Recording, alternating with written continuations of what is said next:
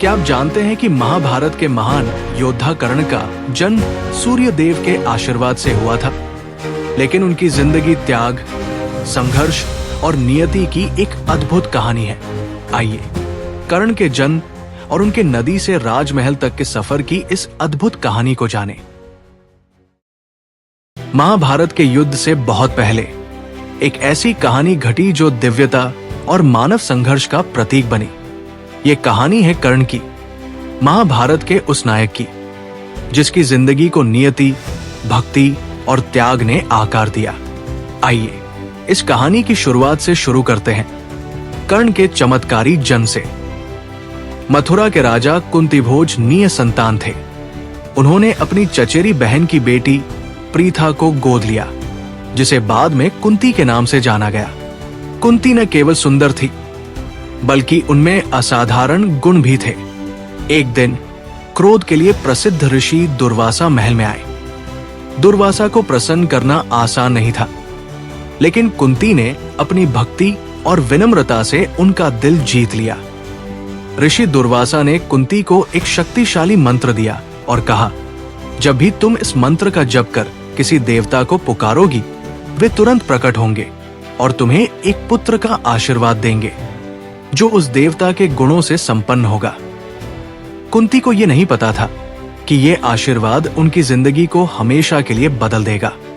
युवा कुंती की जिज्ञासा जाग उठी। उन्होंने मंत्र की शक्ति को परखने का निर्णय लिया। उन्होंने मंत्र का जप किया और सूर्य देव को पुकारा। अचानक उनका कक्ष तेज प्रकाश से भर गया और सूर्य देव स्वयं प्रकट हो गए।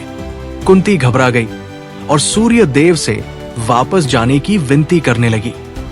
उन्होंने कहा कि वो केवल मंत्र की शक्ति को परखना चाहती थी, लेकिन सूर्य देव मंत्र की शक्ति से बंधे हुए बिना अपना उद्देश्य पूरा किए वापस नहीं जा सकते थे। उन्होंने कुंती को एक तेजस्वी पुत्र का आशीर्वाद दिया, जो दिव्य कवच और स्वर्ण कुंडलों के साथ पैदा हुआ। हालांकि ये बच्चा एक दिव्य उपहार था, लेकिन कुंती भयभीत थी। वो अविवाहित थी और समाज के तानों की कल्पना से ही कांप उठी।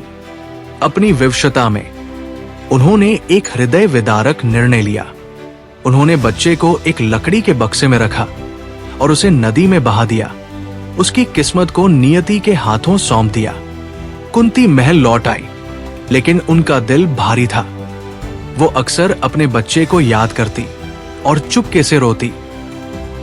इसी बीच वो लकड़ी का बक्सा हस्तिनापुर पहुंचा, जहां एक साधारण सारथी अधिरथ ने उसे देखा। बक्से को खोलने पर उन्होंने एक तेजस्वी और सुंदर बालक को पाया। अधिरथ और उनकी पत्नी राधा निसंतान थे। उन्होंने इसे देवताओं का आशीर्वाद समझा और बच्चे को अपना लिया। उन्होंने बच्चे का नाम रखा कर्ण, जो उसके कानों में पहने हुए दिव्य कुंडलों से प्रेरित था। कर्ण अपने पालक माता पिता के स्नेह में बड़ा हुआ। बचपन से ही उसने शस्त्रों और अस्त्रों को चलाने में अद्भुत कौशल दिखाया। लोग उसकी प्रतिभा देखकर हैरान रह जाते, लेकिन कोई भी उसके जन्म का रहस्य नहीं जानता था। समय बीतता गया और कुंती का विवाह हस्तिनापुर के राजकुमार पांडु से हुआ। वो राजमहल के वैभव में रही, लेकिन उनका दिल कभी भी उस बेटे को नहीं भूल पाया जिसे उन्होंने त्याग दिया था। अपने शिशु की यादें उन्हें बार बार सताती। दूसरी ओर कर्ण बड़ा होकर अपने समय के सबसे महान योद्धाओं में से एक बना। एक सारथी के पुत्र के रूप में पले बढ़े होने के बावजूद उसकी प्रतिभा और साहस अद्वितीय थे, लेकिन नियति ने उसके लिए कठिन रास्ता चुना था। कर्ण को हमेशा अपने निम्न जन्म के कारण अपमान सहना पड़ा। कोई नहीं जानता था कि वह एक रानी और एक देवता का पुत्र था। कर्ण की कहानी संघर्ष, त्याग और अटूट निष्ठा की है। जब उसे अपने जन्म का सच पता चला, तब भी उसने दुर्योधन का साथ नहीं छोड़ा, जिसने उसे वो सम्मान दिया जो दुनिया ने उससे छीन लिया था। कर्ण की जिंदगी हमें ये सिखाती है कि महानता जन्म से नहीं, कर्मों से तय होती है।